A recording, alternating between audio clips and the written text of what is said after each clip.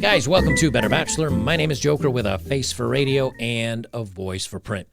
This story I really wanted to talk about. You know, Canada, they have the trucker protests going on in Ottawa. And right north of me by about 4 hours here in Alberta, there is another group of truckers that has blocked the highway. So crossing in and out of the United States into Canada and vice versa, you cannot cross.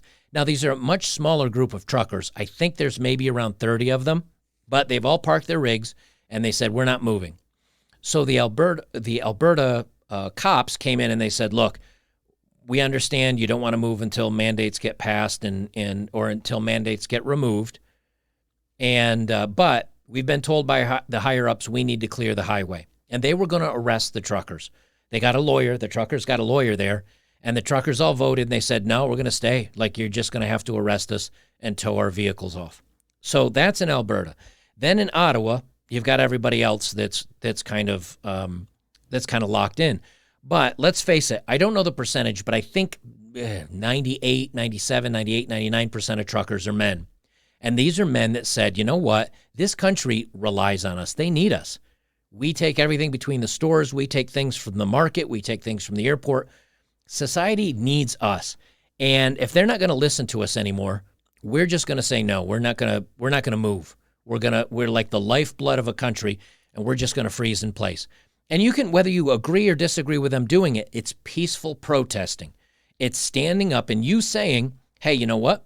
I'm just going to be an inconvenience. And if you want to get rid of me, you can get rid of me. But because of this movement, not only has Canada come to a standstill, and the mainstream news is trying to ignore it as best they can, but on YouTube, on Twitter, on social media, everything is abuzz about this.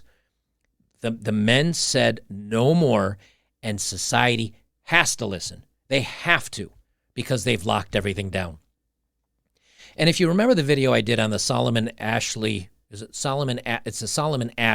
conformity video that I did about that study, it's 20 people or 10 people in a room, and if only one person, if everybody else says the wrong answer and only one person says the right answer, that one person feels societal pressure to change his answer.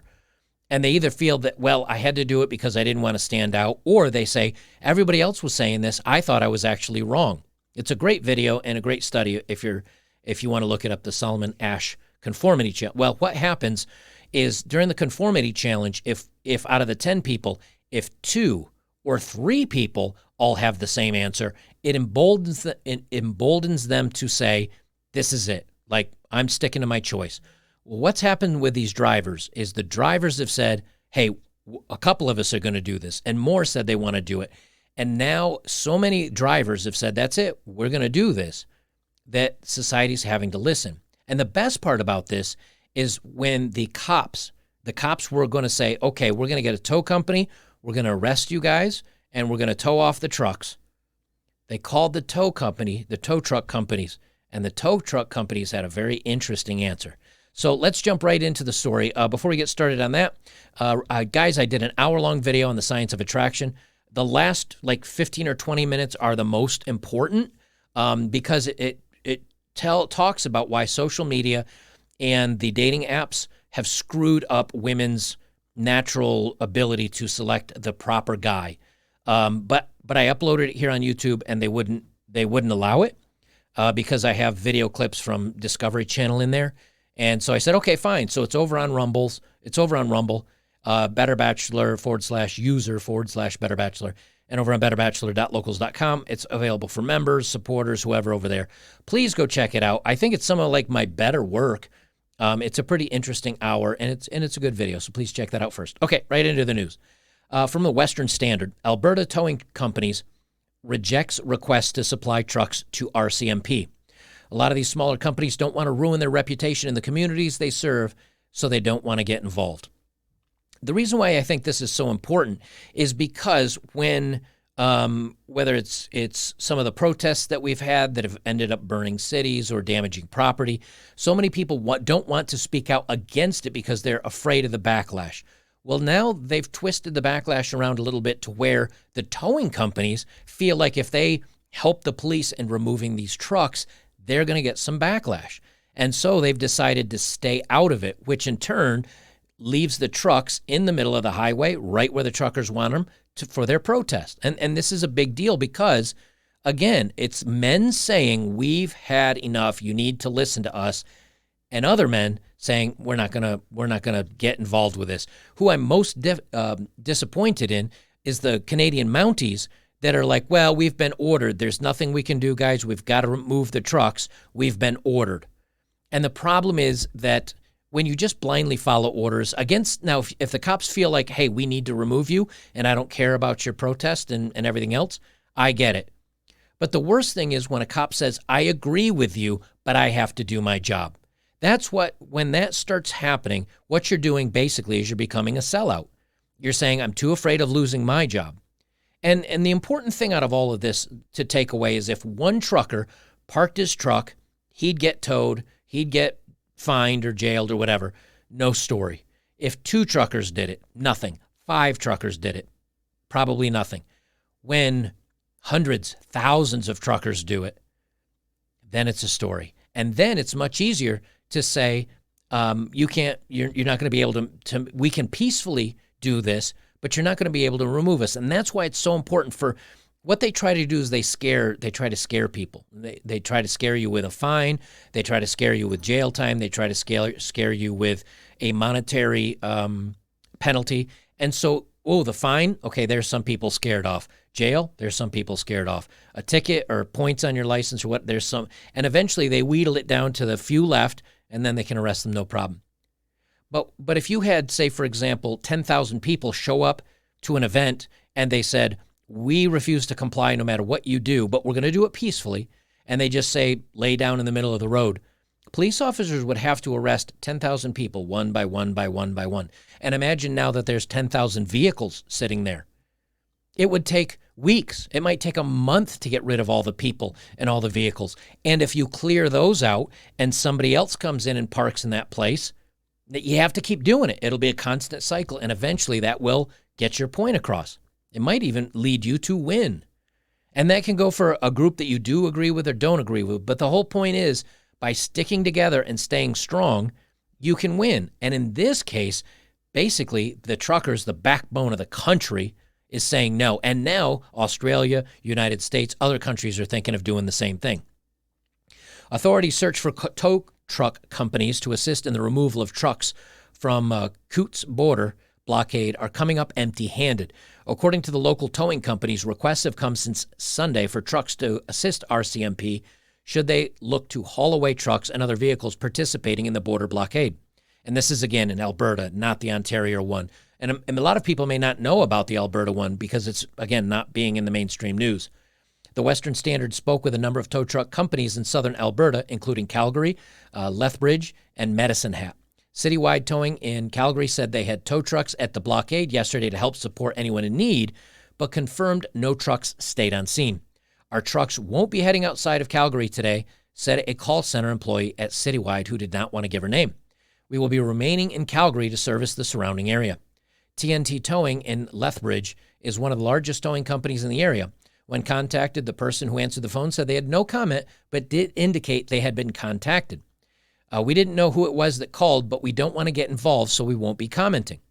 Ken Hawk, towing in Medicine Hat, has the capacity to haul heavy trucks, but when asked if they had been contacted to supply any tow trucks to the border, they said they had not been contacted as of yet.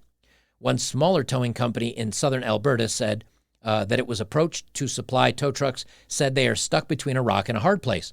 We've created relationships in our community and contracts that would be in jeopardy if we participate in any way, said a worker at the towing company who asked to remain anonymous to avoid any negative response to his company. A lot of these smaller companies don't want to ruin their reputation in the communities they serve, and they don't want to get involved, he said. We have received calls here to supply our trucks, but we've also had calls from locals who won't identify themselves asking if we plan to send trucks. When I told them no, they said, good, then we will keep supporting you. The Western Standard broke with Abe Martins from Exodus Car Transport out of Lethbridge County. Martin's company focuses on transporting vehicles, but also offers towing services. They said, we are here with our trucks at the blockade, but we are participating and are in full support of the truckers, said the Martins. So the Martins tow trucks are actually at the blockade. Martins joined blockade organizer Nick Friesen for a live update with Western Standard on Monday afternoon. RCMP said it will not discuss tactics or what it's planning to do at the next blockade. Now, what I found interesting is the RCMP, the cops at one point showed up and were walking towards the group of truckers to arrest them, and the truckers just started yelling, freedom, freedom, free, and they didn't move. And RCMP walked up, and they stopped, and then they turned around and walked away. So one of two things happened. Either one, number one, they just then found out that there's no one that's going to tow the rigs, so you can arrest the truckers, but the trucks are going to stay. So it won't do any good to arrest the truckers. It'll make RCMP look bad. Or number two, they went up to kind of see if the truckers would, scatter to their rigs and start them up and drive off to scare them. And the truckers were like, what's up? And just stood there. And RCMP was like, yeah, they're not backing away. And there's like nine of us or 10 of us, and there's 30 of them. Now, the thing is, the truckers were willing to go peacefully. I mean, they weren't like agitators. They're just like, freedom, yeah, and cheering. But this goes to show you the power of standing up. When, men built society. Men are the backbone of society. They're the ones that run the electrical wiring and dig the plumbing and build the houses, the vast majority of them. They're the truckers. They're the riggers. They're the oil rig guys. They're the backbone to society. If men really wanted change, they can make change happen. But you got to push them far enough. And that's a good thing. Because if men protested like women protested, probably nothing would get done. Like there'd always be something breaking down or men stopping to do everything. But I'll tell you this, there'd be a lot more going men's way. So when I talk to you guys about, hey, you know what, don't chase after these thirsty girls on social media. Don't get married unless the laws change. Don't have a kid and get into a point where she could take it away from you with child support. Hold the line. Date women if you want to date them. Don't commit. Don't live with them. Don't marry them. And when I mean don't commit, I mean don't commit lifelong in marriage. And keep them in as a girlfriend. And if they really want to get married bad enough, if they really want to have a family bad enough, they will go forward and they will join the men in saying we need a change to these laws because we want to get married and we want families. And these men won't do it because of the laws right now. We want the laws changed. So, guys, just kind of remember that this is a beautiful moment. Like, I'm so proud of the truckers up there because they're standing for what they believe in. But they're doing it peacefully. They're doing it calmly. They're doing it rationally. And this is a story I think you should follow because it's showing you the right way to have a protest. Guys are up there playing street hockey, kind of like they'd play normal hockey, except they're playing it on snow because they don't have ice skates and all that. They're up there playing hockey. I saw a video about a bunch of them that were taking the extra food that had been donated and serving the homeless people. There were more that were on camera picking up the trash after themselves, putting it in garbage bags and tucking it in a trash can. And even if you say, something, they're only doing it for the camera. They're only doing it for publicity. Maybe they are. But something else? They're cleaning up after themselves. So whether they're doing it for publicity or not, they're doing the right thing. Maybe they're feeding the homeless for publicity to bring a message or to bring attention to their message. Okay, maybe they are. Two things are being accomplished. Number one, their message is spreading. And number two, homeless people are getting fed. I see no problems with that. That's better than throwing a brick through the window or lighting something on fire or tearing down a statue.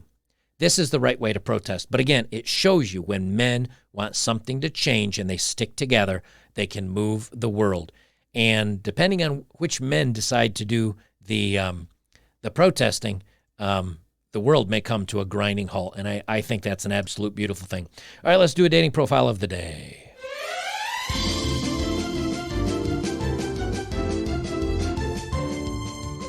All right, I don't have any fancy, crazy music for this one. This one's nice and simple. It's 1, 2, 3, 4, 5, 6, 7, 8, 9 women, 7 of which have like pure blonde hair, all the same makeup, all the same lipstick, I mean, it's the living embodiment of I'm not like other girls, and they're literally all the same. And it says down below, nothing. It doesn't even say which girl is her. Now, there's a lot of you guys that say, well, they're all cute. I'd go out with any of them.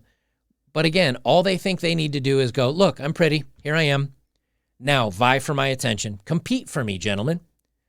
I don't know about you, but there's probably at least 80% of them in here that have some red flags, just based on modern dating statistics. But that they think all they need to do is bring their looks. And that's not how this works anymore.